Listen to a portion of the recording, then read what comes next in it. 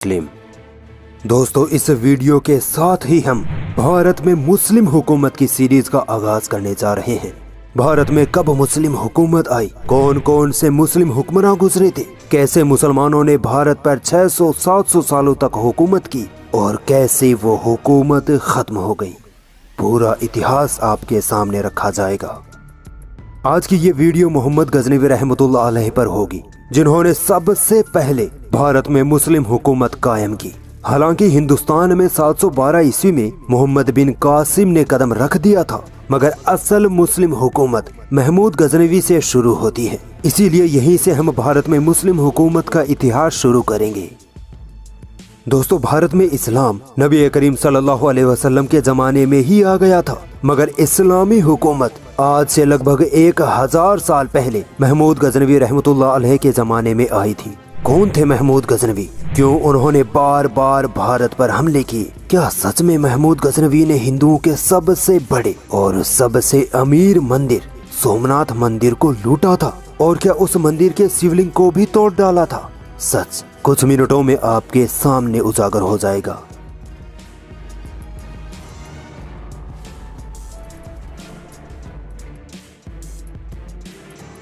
महमूद गजनवी का जन्म 2 नवंबर 971 ईस्वी में अफगानिस्तान के गजनी शहर में हुआ था। इनके पिता सुबुक्तगिन एक तुर्क गुलाम कमांडर थे। सुबुक्तगिन ने अपनी सलाहियतों से 977 ईस्वी में गजनी शहर पर अपनी हुकूमत कायम कर ली और एक अलग सल्तनत गजनवी सल्तनत का ऐलान कर दिया।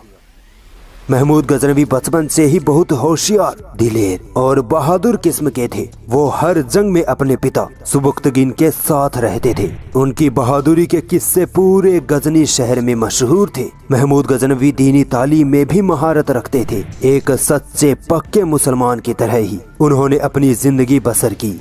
997 ईस्वी में सुबुक्तगिन का जब आखिरी वक्त आया, तब सुबुक्तगिन ने अपने दूसरे बेटे इस्माइल को अपना गद्दी नशी बना दिया, जबकि महमूद गजनवी अपने भाई इस्माइल से ज्यादा बहादुर, काबिल और समझदार कमांडर था।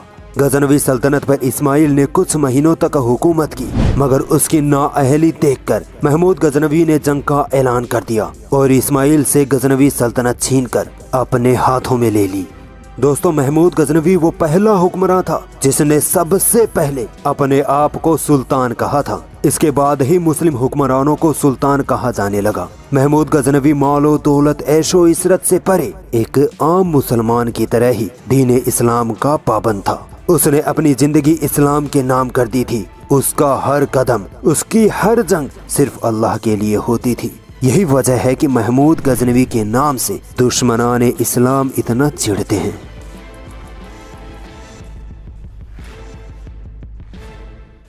भारत के बहुसंख्यक लोग महमूद गजनवी को लुटेरा, हत्यारा और हिंदुओं का दुश्मन कहते नहीं थकते, जबकि असल इतिहास क्या है इन्होंने कभी नहीं पढ़ा।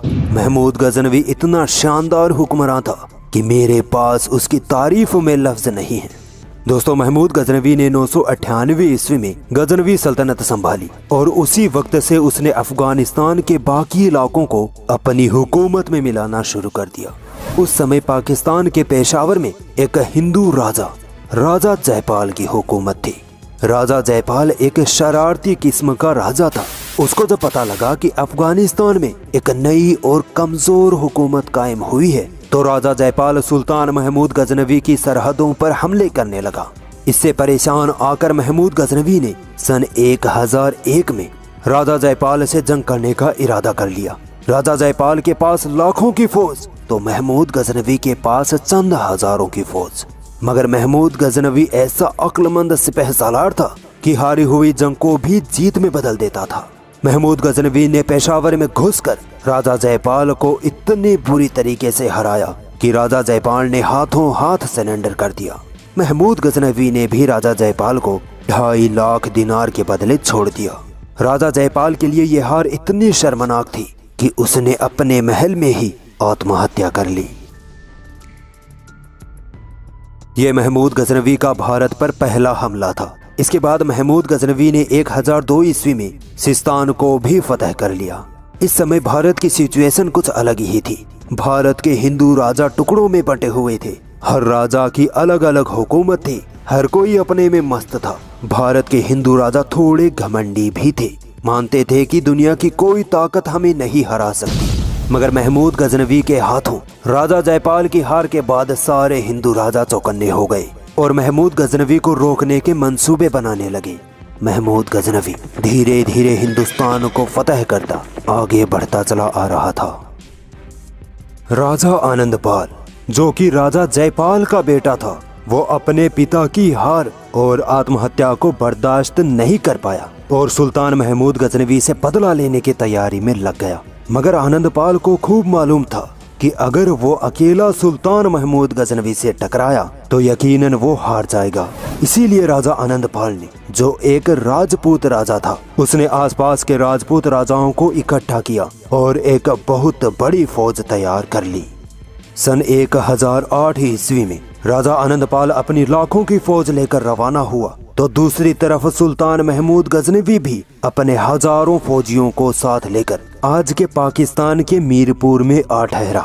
जंग शुरू हुई। सुल्तान महमूद गजनवी की फौज आनंदपाल की फौज पर भारी पड़ने लगी। अचानक जंग के शोर शराबे और आग के गोलों को देखकर आनंदपाल का हाथी बिदक गया और उल्टे पांव भागने लगा। ये देखकर आनंदपाल की सेना को लगा कि हमारा राजा डर गया है और जंग छोड़कर भाग रहा है। इसी वक्त आनंदपाल की सेना भी मैदान छोड़कर अपनी जान बचाकर भागने लगी और देखते ही देखते सुल्तान महमूद गजनवी ने जंग जीत ली। आपको हैरानी होगी कि इस जंग में महमूद गजनवी की फौज में बहुत सारे हिंदू फौजी और कमांडर भी थे जिन्होंने आनंदपाल के खिलाफ महमूद गजनवी का साथ दिया था। यही वो जंग थी जिसने सुल्तान महमूद गजनवी के लिए भारत के दरवाजे खोल दिए और फिर हिंदुस्तान में इस्लामी हुकूमत कायम होने से कोई रोकने वाला नहीं था। इस जंग के बाद आनंदपाल ने भी सुल्तान महमूद गजनवी के आगे घुटने टेक दिए और जुर्माना देकर अमन मुआहिदा कर लिया। इसके बाद तो महमूद गजनवी को रोकने वाला कोई नहीं था। महमूद गजनवी धीरे धीरे हिंदुस्तान को फतह करता चला गया और हैरत की बात तो ये थी कि महमूद गजनवी भारत के जिन हिस्सों को फतह करता वहाँ किसी मुसलमान को नहीं बल्कि किसी हिंदू या बौद्ध धर्म को मानने वाले को ही गवर्नर बना देता था। ये इस बात का सबूत है कि महमूद गजनवी को किसी से धर्म के आधार पर नफरत नहीं थी।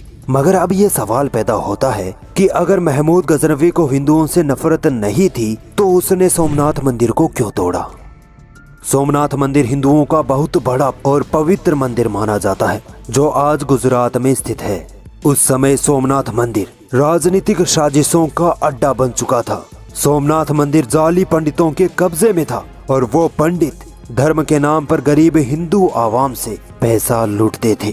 जब भारत में सुल्तान महमूद गजनवी की हुकूमत आई तो उसी सोमनाथ मंदिर में हिंदू राजाओं की बगावतें जन्म लेने लगी। इन बगावतों को उखाड़ फेंकने के लिए ही महमूद गजनवी ने सन 1025 में सोमनाथ मंदिर पर हमला कर दिया।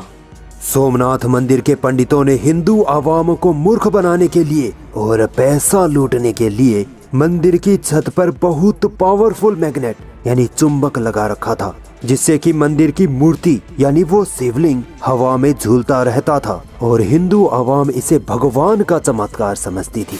सुल्तान महमूद गजनवी ने इस पाखंड को उजागर कर उस शिवलिंग को तोड़ डाला।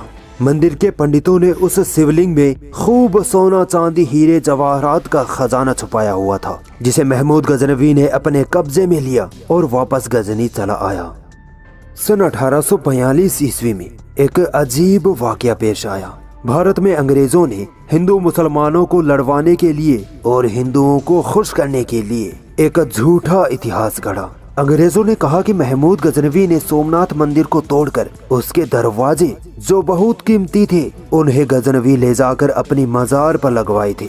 अब हम वो दरवाजे वापस लाकर फिर से सोमनाथ मंदिर में लगाएंगे। अंग्रेजों ने गजनी जाकर जबरदस्ती महमूद गजनवी की मजार पर लगे दरवाजों को उखाड़ा और भारत ले आए। जब इन दरवाजों की जांच हुई तो पता चला कि ये तो वो दरवाजे हैं ही नहीं जो सोमनाथ मंदिर में लगे थे। सोमनाथ मंदिर के दरवाजे तो चंदन की लकड़ी से बने थे, जबकि अंग्रेजों द्वारा लाए गए गजनी की मजार वाले दरवाजे देवदार की लकड़ी के थे और ये दरवाजे गुजराती या भारतीय डिजाइन के भी नहीं थे।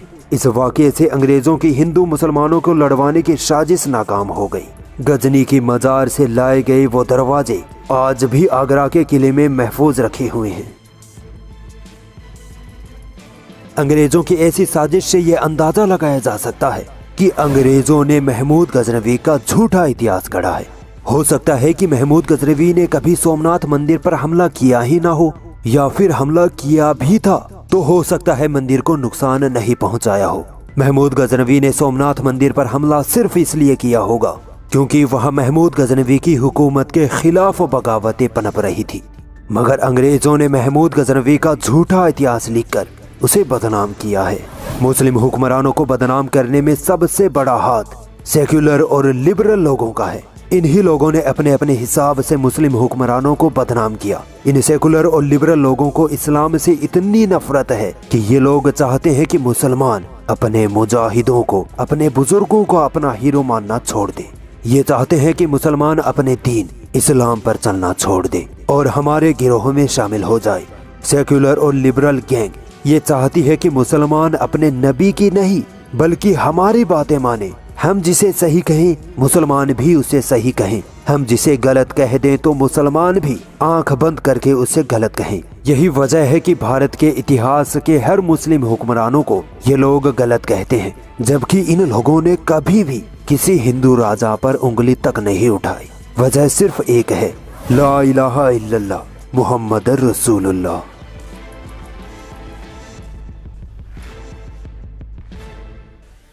दोस्तों, सन 998 ईस्वी में सुल्तान महमूद गजनवी ने भारत में गजनवी सल्तनत की नींव रखी। महमूद गजनवी की हुकूमत भारत से लेकर अफगानिस्तान, ईरान तक फैली हुई थी। महमूद गजनवी इतना काबिल कमांडर था कि हर जंग में अपने दुश्मन के छक्के छुड़ा देता था। वो एक काबिल, बहादुर और अक्लमंद हुक्मरान था। वो एक इंसाफ पसंद हुक्मरान था। उसी के दरबार से अल-बैरूनी और फिरदौसी जैसी महान मुस्लिम हस्तियां निकली हैं। सन 1030 ईस्वी में महमूद गजनवी मलेरिया की बीमारी में मुब्तला हो गए और इतना बीमार हुए कि इंतकाल कर गए। महमूद गजनवी के बाद उनकी नस्ल के 18 मुस्लिम हुक्मरानों ने भारत में गजनवी सल्तनत को संभाला और 1163 ईस्वी तक हुकूमत की। इसके बाद गौरी सल्तनत ने भारत में कदम रखा, जिसके बानी थे मोहम्मद गौरी। अगले एपिसोड में हम जानेंगे कि कैसे मोहम्मद गौरी ने गजनवी सल्तनत को खत्म करके अपनी नई गौरी सल्तनत कायम की।